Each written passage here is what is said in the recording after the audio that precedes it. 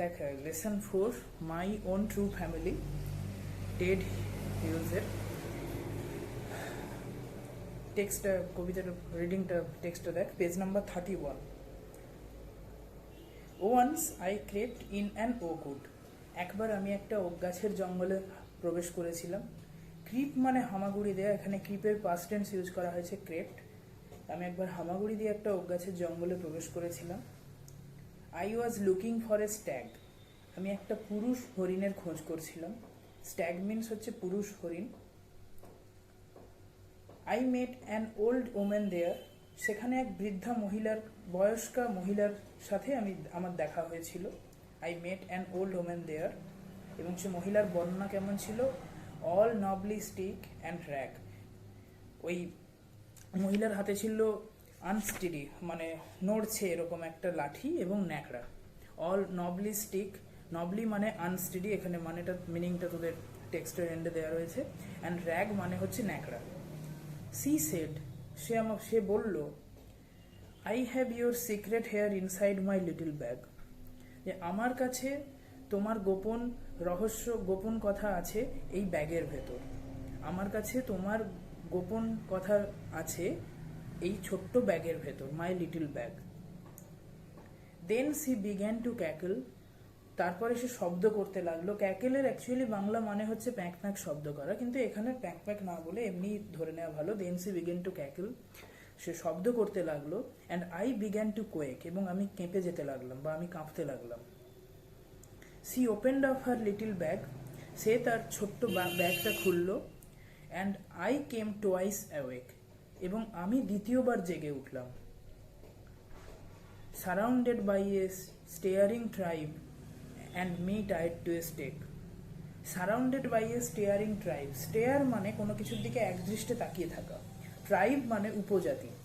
কার দ্বারা ঘেরা অবস্থায় দ্বিতীয়বার যে কবি জেগে উঠলেন, জেগে উঠে কি দেখলেন? যে তিনি ঘেরা হয়ে আছেন surrounded by a staring tribe, একটা উপজাতি সম্প্রদায়ের দ্বারা, যারা তার দিকে একদৃষ্টে তাকিয়ে আছে। And me tied to a stake, এবং আমাকে একটা খুঁটির সাথে বাঁধা আছে। টাই মানে বাঁধা, tied to a stake, stake means খুঁটি। দে সেট, তারা বলল, এখানে দে কারা? ট্রাইব, সেই উপজাতি। তারা বলল, we are the oak trees, আমরা হচ্ছি ওক গাছের দল। And your own true family, এবং তোমার সত্যিকারের পরিবার।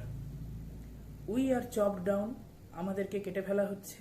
উই আর টর্ন আপ, টিয়ার থেকে টর্ন, টিয়ার টু টর্ন পাস্ট পার্টিসিপল হয়েছে, টিয়ার মানে উপরে ফেলা। উই আর টর্ন আপ, আমাদেরকে উপরে ফেলা হচ্ছে। You do not blink an eye, এবং তুমি একটা চোখের পাতাও ফেলছো না, মানে দেখেও না দেখার ভান করছো। Unless you make a promise now, যতক্ষণ না তুমি একটা কথা দেবে। Now you are going to die, তুমি মারা যাবে। হোয়েন এভার, এবার তাদের কি কথা দিতে হয়েছিল? Whenever you see an oak tree felled, fell মানে এখানে কিন্তু কেটে ফেলা, ঠিক আছে? যখনই তুমি দেখবে একটা ওক গাছকে কেটে ফেলা হচ্ছে। সোয়ার, সোয়ার মানে প্রমিস করো বা কথা দাও। সোয়ার মানে দেখ প্রমিস আছে মানে কথা দাও। Now you will plant two, তুমি দুটো গাছ লাগাবে। Whenever you see an oak tree felled, যখন তুমি দেখবে একটা ওক গাছকে কেটে ফেলা হচ্ছে। সোয়ার নাও, এখনই প্রমিস করো। ইউ উইল প্ল্যান্ট টু, তুমি দুটো গাছ লাগাবে। আনলেস ইউ সোয়ার, যতক্ষণ না তুমি প্রমিস করছো। দ্য ব্ল্যাক ওক বার্ক, এই কালো ওক গাছের ছালগুলো। উইল রিঙ্কেল ওভার ইউ, তোমার উপর হচ্ছে তোমাকে জড়িয়ে ধরবে। রিঙ্কেল ওভার মানে তোমার চামড়ার ওপর হচ্ছে, কি বলবো, এটাকে খুব সহজভাবে ব্যাখ্যা করার একটাই জায়গা আছে। অনুপম রায়ের একটা অ্যালবাম আছে, এবার মরলে গাছ হব, সেই অ্যালবামের একটা কভার পিকচার আছে। সেই কভার পিকচারটাকেই কল্পনা করতে পারিস এইখানটাতে। তো সেই গাছ মানুষকে জড়িয়ে ধরলে যেরকম হয়, গাছের যেটা বট গাছের ঝুড়ি বা ওই ধরনের জিনিসগুলো দিয়ে যখন একটা মানুষকে শরীরকে আস্তে আস্তে জড়িয়ে দেয়। রিঙ্কেল ওভার ইউ মানে তোমাকে বয়স বেড়ে যাবে বা তোমার শরীরে ওই ধরনের আঁকড়ে ধরা হবে। এই and root you among the oaks, এবং তোমাকে পুঁতে দেওয়া হবে অ্যামং দ্য ওকস, ওই ওক গাছগুলোর মধ্যে। হোয়ার ইউ ওয়ার বর্ন, যেখানে তুমি জন্মেছিলে। বাট নেভার গ্রিউ, কিন্তু কখনো বেড়ে ওঠোনি। Next, page number 33। This was my dream, এটা ছিল আমার স্বপ্ন। বিনিথ দ্য বাউজ, ওই শাখা প্রশাখারগুলোর নিচে, এটা ছিল আমার স্বপ্ন। The dream that altered me, সেই স্বপ্ন যেটা আমাকে চেঞ্জ করে দিয়েছিল, মানে পাল্টে দিয়েছিল। এখানে অল্টার মানে চেঞ্জ, অল্টার মিনিং দেওয়া রয়েছে। দ্যাট অল্টার মি, কোনটা কবিকে চেঞ্জ করে দিয়েছিল? দ্যাট ড্রিম, কোন dream? That which he saw beneath the bus, শাখা প্রশাখার নিচে। When I came out of the oakwood, যখন আমি ওক গাছের জঙ্গল থেকে বেরিয়ে এলাম। ব্যাক টু হিউম্যান কোম্পানি, যখন আমি আবার মানুষের সঙ্গে ফিরে এলাম। মাই ওয়াক ওয়াজ, আমার হাঁটাটা ছিল the walk of a human child, একটা মানব শিশুর হাঁটা। বাট মাই হার্ট, কিন্তু আমার হৃদয় ওয়াজ এ ট্রি, ছিল একটা গাছের। তাহলে when I came out of the ওকুড, আমি যখন ওক গাছের জঙ্গল থেকে বেরিয়ে এলাম। ব্যাক টু হিউম্যান কোম্পানি, যখন মানুষের সঙ্গে। My walk was the walk of a human child, আমার হাঁটাটা ছিল একটা মানব শিশুর হাঁটা। But my heart was a tree, কিন্তু আমার হৃদয়টা ছিল একটা গাছের হৃদয়। Comprehension exercise page number 33, first 1A B C, তিনটে এমসিকিউ রয়েছে। দেখ, ক্রিপিং ইন অ্যান ওকুড, হামাগুড়ি দিয়ে ওক গাছের জঙ্গলে প্রবেশ করে। The poet was looking for a, কবি কিসের খোঁজ করছিলেন? গোট, ছাগল, রাইনোসরাস, গন্ডার, স্ট্যাগ, পুরুষ হরিণ, মেল ডিয়ার, বাফেলো, মহিষ। স্ট্যাগের খোঁজ করছিলেন, মেল ডিয়ার। তাহলে 1A অপশন 3, কবি ওক গাছের জঙ্গলে প্রবেশ করে পুরুষ হরিণের খোঁজ করছিলেন।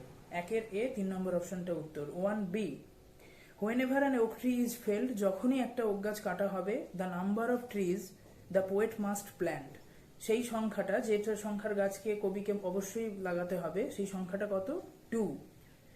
1B, 1 বি, এই অপশনটা হচ্ছে 2 হবে, 1 নম্বর অপশনটা হবে। এখানে বাকি অপশনসগুলো আছে 3, 4, 5, 3, 4, 5 কোনোটাই হবে না। তাহলে 1B অপশন 1। 1C, 1 সিতে, when the poet came out of the oakwood, যখন কবি ওক গাছের জঙ্গল থেকে বেরিয়ে এসেছিলেন। His heart was that of a, তার হৃদয়টা ছিল, কিসের হৃদয় ছিল? একটা গাছের হৃদয় ছিল, last line. But my heart was a tree, তাহলে এখানে অপশন আছে স্ট্যাগ হবে না, ট্রি হবে, হিউম্যান চাইল্ড হবে না, ওল্ড ওমেনও হবে না। তাহলে এখানে ট্রি হবে। 1C অপশন 2, 2 নম্বর অপশনটা, 1 সি 2 নম্বর অপশনটা উত্তর। তারপরে 2 নম্বর দাগে দেখ, এখানে স্টেটমেন্ট আবার সেই ট্রু ফলস সাপোর্টিং স্টেটমেন্ট দিতে হবে। প্রথমটা আছে, the old women held the poet's secrets in her little bag, বৃদ্ধা মহিলাটি তার ছোট্ট ব্যাগে কবির গোপন কথাগুলি রেখেছিলেন। ট্রু, সত্যি কথা। সে তো বলেছিল যে I have your secrets inside my little bag, ওইটা যেটা সেন্টেন্সটা আছে সম্ভবত 3rd লাইনে, I have your secret here inside my little bag. তাহলে সি সেড বলে ওইটা এটা ট্রু। ওই 3rd লাইনটা, কবিতার 3rd লাইনটাই she said I have your secrets inside my little bag, এইটা পুরোটা। আর আই হ্যাভ থেকে সি সেডের পর কমা দিবি, আই হ্যাভ থেকে ওর লিটল ব্যাগ পর্যন্ত সিঙ্গেল কোটেশনের মধ্যে কবিতাতে যেরকম আছে ওই রকম থাকবে। 2B, দ্য ট্রি ট্রাইব, গাছের উপজাতির সম্প্রদায়, সেড দ্যাট, বলেছিল যে the poet is bothered to see the chopping down of the oak trees, যে কবিকে এই ওক গাছের কেটে ফেলাগুলো খুব ভাবাচ্ছে। এটাই বলেছিল? বলেনি।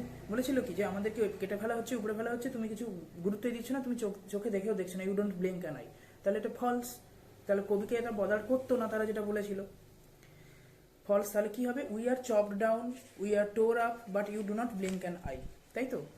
উই আর টর্ন আপ, এই যে 3rd স্ট্যান্জা দেখ, 3rd স্ট্যান্জা 2nd line, we are chop down, আমাদেরকে কেটে ফেলা হচ্ছে, উই আর টর্ন আপ, আমাদেরকে উপরে ফেলা হচ্ছে, you do not blink an eye, কিন্তু তুমি চোখের একটা পাতাও ফেলছো না।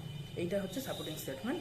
2B, 2 বি, এটা ফলস, আর এইটা তার supporting statement. Next 2C, 2C, the poet never came out of the oakwood, কবি কখনো ওক গাছের জঙ্গল থেকে বেরিয়ে আসেনি, এটা আটালি ফলস। কবি জঙ্গল থেকে বেরিয়ে এসেছিলেন। এখানে এর অ্যান্সারটা আছে page number 33, last স্ট্যান্জা 2nd line, বা শেষ থেকে 2nd line. When I came out of the ওকুড, এইটুকু ব্যাক টু হিউম্যান কোম্পানি, এত দূর লিখতে পারিস, নয় when I came out of the ওকুড বললেও হবে, ঠিক আছে? When I came out of the ওকুড, এইটাই বললে বুঝিয়ে যাবে যে যখন আমি ওক গাছের জঙ্গল থেকে বেরিয়ে এসেছিলাম।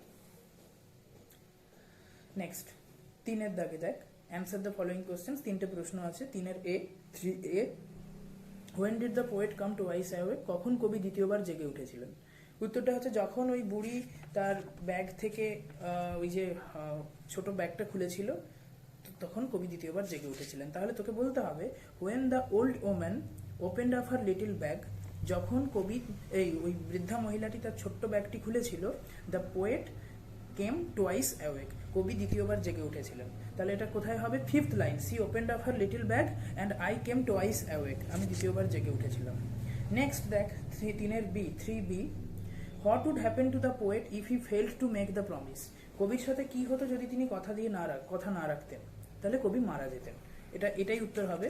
এটা ফোর্থ স্ট্যান্ডাতে আসবে না, কারণ কথা না দিলে কি হতো, এখানে এই যে থার্ড স্ট্যান্ডার last line, unless you make a promise now now you are going to die, যদি তুমি কথা না দাও তাহলে তুমি মারা যাবে।